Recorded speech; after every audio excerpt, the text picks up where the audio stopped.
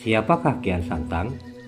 Kian Santang adalah salah satu sosok legendaris yang diceritakan dalam beberapa versi dan sumber pustaka.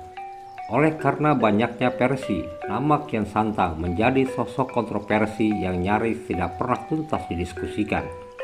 Oleh karenanya, timbullah pertanyaan, apakah Kian Santang itu sosok sejarah ataukah sosok imajiner belaka? Celakanya, beberapa sumber yang dijadikan referensi sangat kental dengan fiksi yang sengaja dibuat untuk tujuan tertentu, yang kemudian menimbulkan kecurigaan. Salah satu sumber sastra yang layak dicurigai adalah Wawacan Perbu Kian Santang, yang ditulis menggunakan aksara Arab Pegon dan berbahasa Sunda yang dipengaruhi gaya Sunda Mataraman, atau bahasa Sunda dengan undak usuk basa. Diduga dibuat pada era penjajahan Belanda, dan tanpa ada identitas siapa penulis atau pengarangnya. Sumber naskah ini diduga telah banyak dijadikan rujukan legenda Prabu Kian Santang yang selama ini banyak tersebar. Salah satu ciri utamanya yaitu adanya cerita pertemuan antara Kian Santang dengan Sayyidina Ali dan pertikaian Kian Santang dengan ayahandanya Prabu Siliwangi. Meski banyak kisah lain di dalamnya yang tidak ditampilkan yang nilainya cukup penting untuk dijadikan bahan analisis. Salah satunya adalah Kian Santang diislamkan langsung oleh Rasulullah Muhammad SAW di Masjidil Haram. Jadi, agar ajak dalam menganalisis data, naskah Wawacan Perbu Kian Santang kami jadikan sumber analisis setelah membaca penuh seluruh wawacan, lalu diterjemahkan dan dikaji lebih mendalam agar ditemukan motivasi apa yang tersembunyi di balik Wawacan Perbu Kian Santang itu. Dalam versi ini disebutkan Kian Santang putra Prabu Siliwangi, lahir di Pajajaran tahun 1315 Masehi. Dia adalah seorang pemuda yang sangat cakap. Tidaklah heran jika pada usianya yang masih muda, Kian Santang diangkat menjadi Dalem Bogor kedua. Konon, Kian Santang juga sakti mandraguna. Tubuhnya kebal, tak bisa dilukai senjata jenis apapun.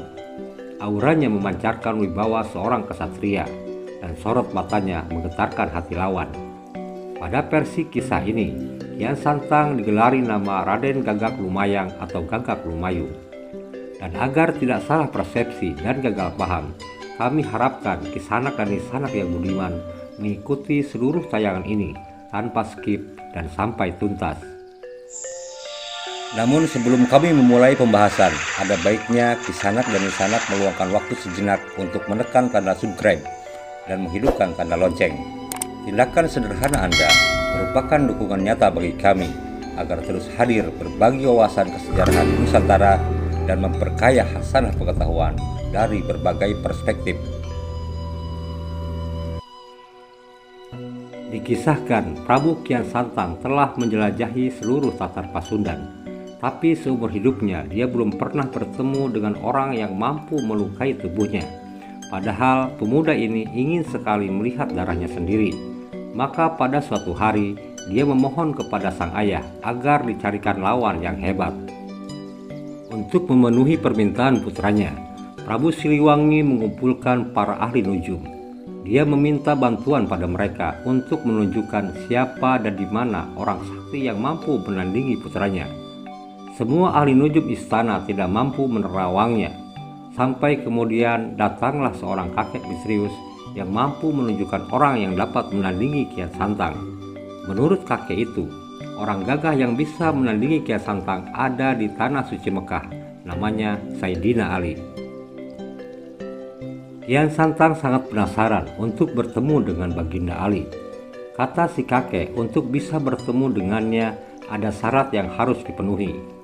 Syarat tersebut adalah Kian Santang harus bersemedi dulu di ujung kulon. Selain itu, Kian Santang harus berganti nama menjadi Galanterang Setra. Dua syarat yang disebutkan tidak menjadi penghalang. Kian Santang bersedia memakai nama Galanterang Setra. Setelah itu dia pun segera pergi ke ujung kulon untuk bersemedi selama 40 hari. Selanjutnya, setelah bersemedi di ujung kulon, Galanterang Setra pergi ke Mekah. Kian Santang yang telah berganti nama menjadi Galanterang Setra ini pergi ke Mekah dengan ilmu kesaktiannya, sehingga tidak memakan waktu lama untuk sampai di sana. Sesampainya di Arab, beliau langsung mencari Sayyidina Ali.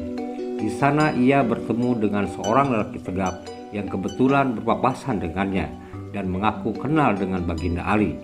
Kian Santang pun meminta diantar bertemu dengan Baginda Ali.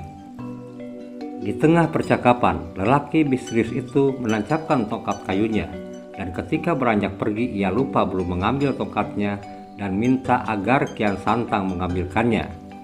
Kian Santang menurut untuk mengambil tongkat yang tertancap di pasir, tapi alangkah terkejutnya ketika mencoba mencabut tongkat itu ia tak berhasil.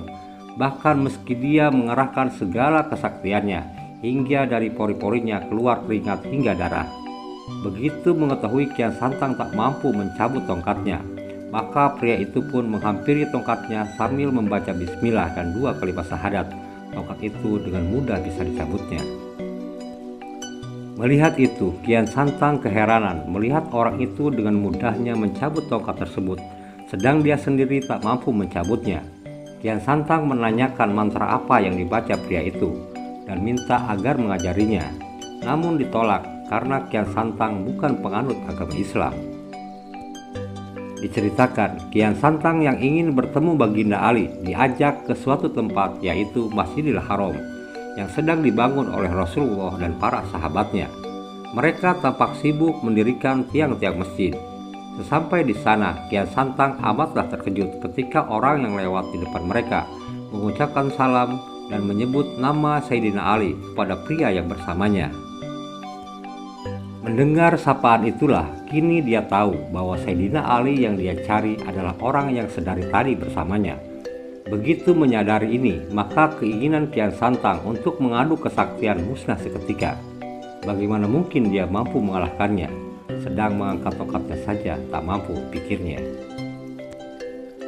Pada bagian ini diceritakan Kian Santang diperkenalkan kepada Rasulullah dan para sahabat lainnya. Dan singkat cerita, akhirnya Kian Santang diislamkan oleh Rasulullah. Ada hal menarik di sini. Rasulullah menyebut Kian Santang dengan panggilan Rai atau adik, dan mengganti nama Kian Santang dengan nama Sunan Rohmat. Setelah beberapa bulan belajar agama, Rasulullah meminta agar Kian Santang kembali ke tempat asalnya. Hanya dalam sekejap Kian Santang sudah berada di tempat bertapanya di ujung kulon. Namun sesampainya di ujung kulon, Kian Santang malah merasa gundah dan tidak mau berpisah dengan Rasulullah dan para sahabat. Dia tidak mau makan dan tidur selama setahun dan kembali bertirakat di ujung kulon, hanya karena ingin kembali bertemu dengan Rasulullah. Setelah setahun, Kian Santang berhasil kembali ke Mekah dan bertemu lagi dengan Rasulullah dan para sahabatnya. Anehnya, mereka masih dalam posisi yang sama sebagaimana awal berpisah. Bahkan kata Rasulullah, Kian Santang pergi belumlah lama, karena sajadah dan tasbihnya masih tergeletak sebagaimana awal ditinggalkan. Kian Santang lalu kembali menekuni belajar agama Islam, sampai pada suatu hari Rasulullah memintanya agar menjadi wakil di tanah Jawa untuk menyebarkan Islam, dan menyarankan agar yang pertama diajak masuk Islam adalah ayahnya di Pakuan. Sesampainya di Pajajaran, dia segera menghadap ayahandanya. Dia ceritakan pengalamannya di tanah Mekah dari mulai bertemu Sayyidina Ali hingga masuk Islam. Karena itu dia berharap ayahandanya masuk Islam juga. Tapi sayangnya ajakan Kian Santang ini tak bersambut. Bahkan ayahnya seperti menertawakan dirinya dan meminta bukti tertulis berupa piagam bila benar anaknya itu diangkat wakil oleh Rasulullah di tanah Jawa. Kian Santang kembali ke ujung kulon untuk bertirakat dengan tujuan meminta piagam itu kepada Rasulullah. Dalam sekejap, Kian Santang kembali berhadapan dengan Rasulullah dan selekasnya diberikan bukti tertulis itu. Ketika kembali ke Pakuan, Kian Santang yang membawa piagam itu, sebelum menghadap ayahandanya di istana, dia menuliskan ulang isi piagam pada sebuah batu yang kemudian dikenal prasasti batu tulis. Tujuannya selain sebagai duplikat juga agar tidak rusak dan hilang di telan zaman. Sementara itu, ayahandanya bersikeras untuk tetap memeluk agama Hindu yang sejak lahir dianutnya dan mengajak para pembesar istana untuk pergi meninggalkan keraton sebelum Kian Santang kembali ke keraton Pajajaran. Ketika Kian Santang sedang dalam perjalanan menuju istana, dengan kesaktiannya Prabu Siliwangi menyulap keraton Pajajaran menjadi hutan rimba. Bukan main kagetnya Kian Santang setelah sampai di wilayah keraton Pajajaran, tidak mendapati keraton itu dan yang terlihat malah hutan belantara. Padahal dia yakin dan tidak mungkin keliru, di sanalah keraton Pajajaran berdiri. Dan akhirnya setelah mencari ke sana kemari, dia menemukan ayahandanya dan para pengawalnya keluar dari hutan. Dengan segala hormat dia bertanya pada ayahandanya, "Wahai ayahanda, mengapa ayahanda tinggal di hutan? Padahal ayahanda seorang raja. Apakah pantas seorang raja tinggal di hutan? Lebih baik kita kembali ke keraton. Ananda ingin ayahanda memeluk agama Islam." Prabu Siliwangi tidak menjawab pertanyaan putranya, malah dia balik bertanya, "Wahai Ananda, lantas apa yang pantas tinggal di hutan?" "Yang pantas tinggal di hutan adalah harimau," jawab Kian Santang. Tiba-tiba Prabu Siliwangi beserta pengikutnya berubah wujud menjadi harimau. Kian Santang menyesali dirinya telah mengucapkan kata harimau hingga ayahanda dan pengikutnya berubah wujud menjadi harimau. Maka dari itu, meski telah berubah menjadi harimau, Kian Santang masih berusaha membujuk mereka untuk memeluk agama Islam. Namun rupanya harimau-harimau itu tidak mau menghiraukan ajakannya. Mereka lari ke daerah selatan yang kini masuk wilayah Garut. Kian Santang berusaha mengejarnya dan menghadang pelarian mereka. Ia ingin sekali lagi membujuk mereka, sayang usahanya gagal. Mereka tak mau lagi diajak berbicara dan masuk ke dalam goa yang kini terkenal dengan nama Goa Sancang, yang terletak di Leuweung Sancang di Kabupaten Garut. Demikian ringkasan kisah Kian Santang yang diterjemahkan dari naskah Wawacan Perbu Kian Santang, yang tentunya perlu kita analisis lebih lanjut dengan kritis dan logis. Meski wawacan ini termasuk dalam karya sastra yang bebas nilai dan bukan sumber sejarah primer, namun layak kita jadikan tema diskusi karena menyangkut nama tokoh yang sangat melegenda di tanah Sunda, yaitu Prabu Kian Santang. Kisanak dan Nisanak, mari kita analisis satu persatu.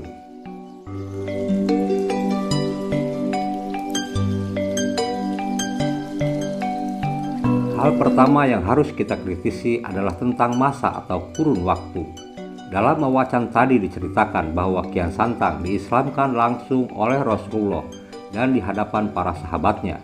Dari beberapa sumber ditemukan data bahwa Kian Santang lahir pada tahun 1315 Masehi dan wafat tahun 1419 Masehi. Sedangkan Rasulullah lahir tahun 570 Masehi dan wafat tahun 632 Masehi. Artinya ada rentang waktu yang cukup jauh, yaitu lebih dari 7 abad lamanya antara era Rasulullah dengan era Kian Santang. Selain itu diceritakan pula bahwa ketika Kian Santang bertemu Sayyidina Ali, Rasulullah dan para sahabatnya sedang membangun Masjidil Haram dan mendirikan tiang-tiangnya. Mari kita telusuri lebih lanjut data sejarahnya.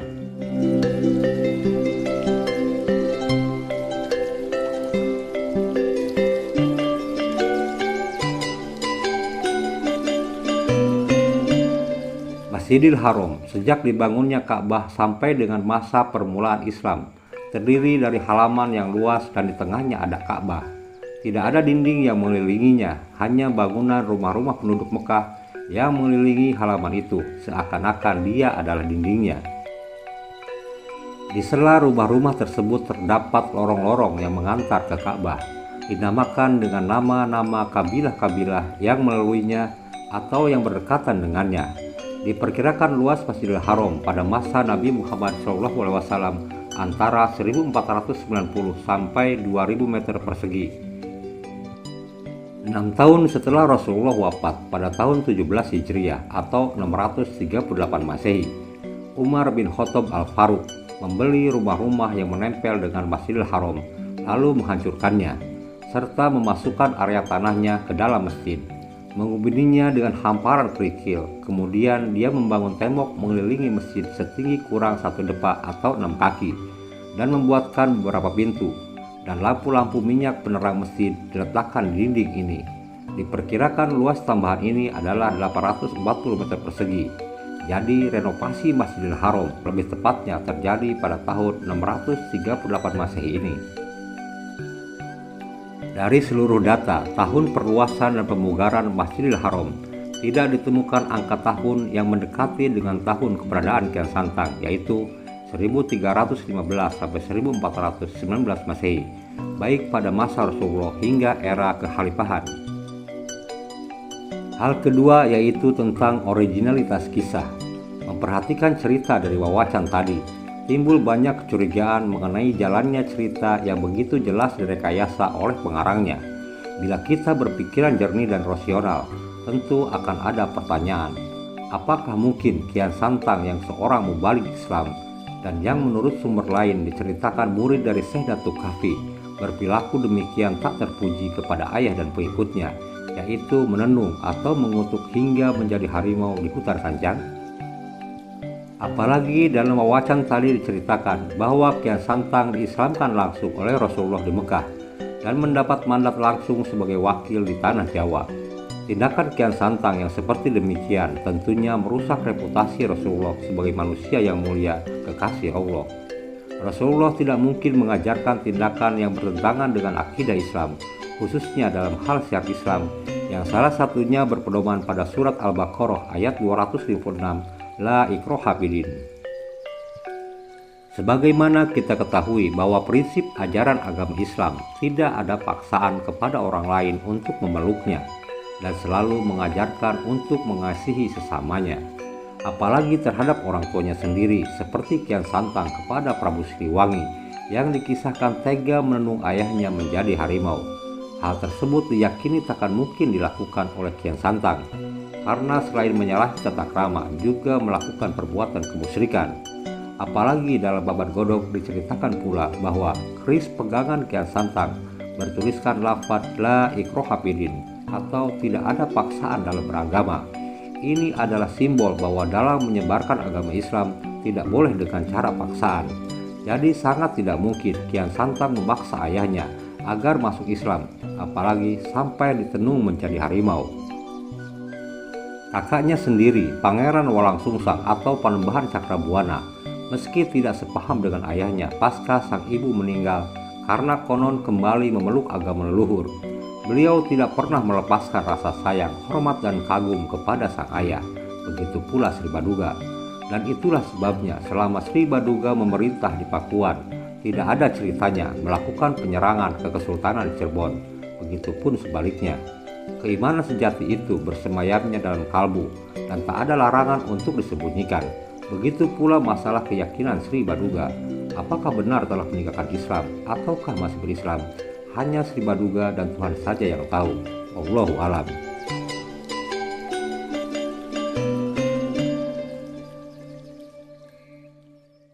Selain itu, sebagai putra Maharaja Sunda, tentunya Kian Santang sangat paham tentang etika orang Sunda, bahwa untuk mencapai tujuan hidupnya harus berpedoman pada sikap kebijaksanaan dan keadilan, sebagaimana tertulis dalam naskah Sang Hyang Tisa Kandang Keresian. Bila ada konflik, maka yang harus dilakukan adalah menjalankan prinsip silih asah, silih asih, dan silih asuh, dan adanya pamali atau tabu berperang dengan saudara dan kerabat, apalagi dengan ayahnya sendiri.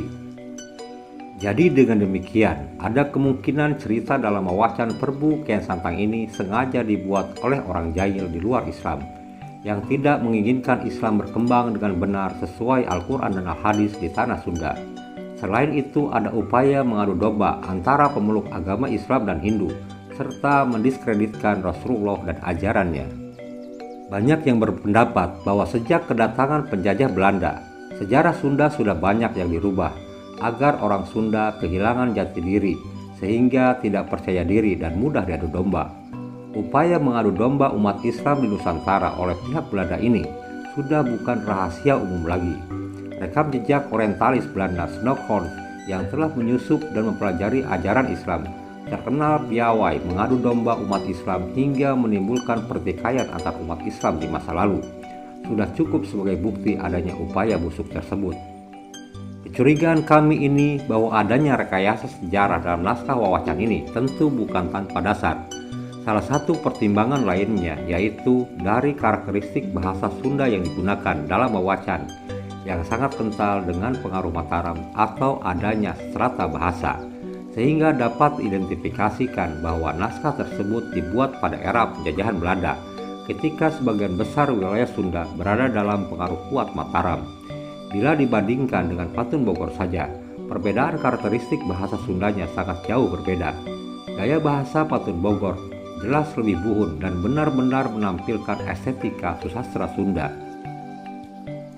Pertimbangan lainnya yaitu tentang prasasti batu tulis di Bogor, yang dalam Mawacan dinyatakan dibuat oleh Kian Santang sebagai duplikat piagam dari Rasulullah untuk Kian Santang sebagai wakil di tanah Jawa.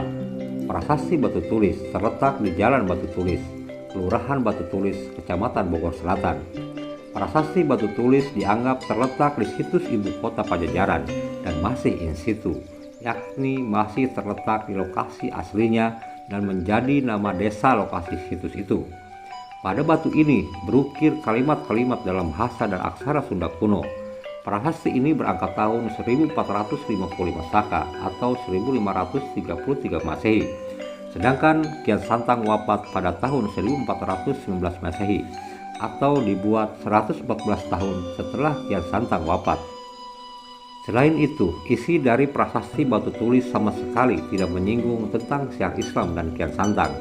Terjemahan bebas dari prasasti batu tulis adalah sebagai berikut. Semoga selamat. Ini tanda peringatan Prabu Ratu almarhum. Dinobatkan dia dengan nama Prabu Guru Dewata Prana. Dinobatkan lagi dia dengan nama Sri Baduga Maharaja Ratu Aji di Pakuan Pajajaran Sri Sang Ratu Dewata. Dialah yang membuat parit pertahanan Pakuan. Dia putra Rahyang Dewa Niskala yang dipusarakan di Guna Tiga, cucu Rahyang Niskala Wastukancana yang dipusarakan ke Nusa Larang. Dialah yang membuat tanda peringatan berupa gunung-gunungan, membuat undakan untuk hutan Samida, membuat Sangyang Telaga Rena Mahawijaya dibuat dalam tahun Saka Panca Pandawa mengemban bumi. Jadi dari sumber primer di atas dapat kita simpulkan bahwa keberadaan prasasti batu tulis bukan sebagai salinan piagam dari Rasulullah untuk Kian Santang sebagai wakil di tanah Jawa, tapi sebagai peringatan untuk mengenang kematian Sri Baduga Maharaja Prabu Siliwangi yang dibuat pada masa pemerintahan Surawisesa tahun 1533 Masehi. Dengan demikian, berdasarkan seluruh telaahan yang kami lakukan, maka kami berhipotesa bahwa Mawacan Perbu Kian Santang adalah fiksi yang sengaja dibuat untuk mendiskreditkan Islam dan Sunda, khususnya Kian Santang.